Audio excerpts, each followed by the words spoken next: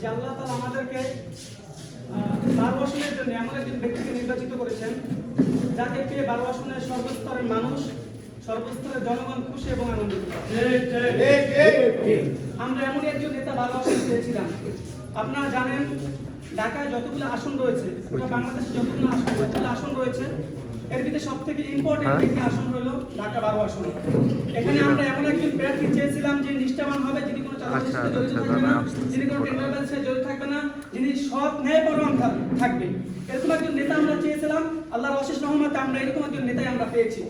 ইনশাআল্লাহ বাংলাদেশ ছাত্র অধিকার পরিষদ, বাংলাদেশ গণ অধিকার পরিষদ সহ আমরা সকল অঙ্গ সংগঠনের পক্ষ থেকে তাকে শুভেচ্ছা জানাই এবং তার নির্বাচনী কাজ করার জন্য মাঠ পর্যায়ে যত ধরনের সহযোগিতা লাগে বাংলাদেশ ছাত্র অধিকার পরিষদ, বাংলাদেশ যুব অধিকার পরিষদ, গণ অধিকার পরিষদ সহ সকল নেতাকর্মী তার জন্য কাজ করার জন্য স্বতঃস্ফূর্তভাবে অংশগ্রহণ করবে আশা রাখি।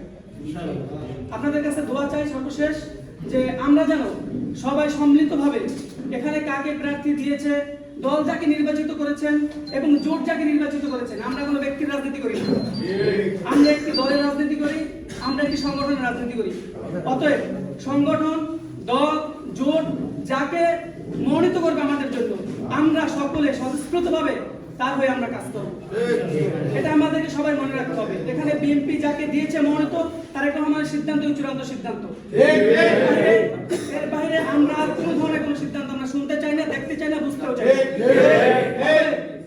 যে কোনো মূল্যে আমাদের ওইভাবে ঐক্যবদ্ধ থাকতে হবে যে সাইফুল হক সাহেবকে যে কোনো মূল্যে আমরা 12 আসন থেকে তাকে জয়যুক্ত করে, বিপুল করে জয়যুক্ত করে সংসদে আমরা দেখতে চাই।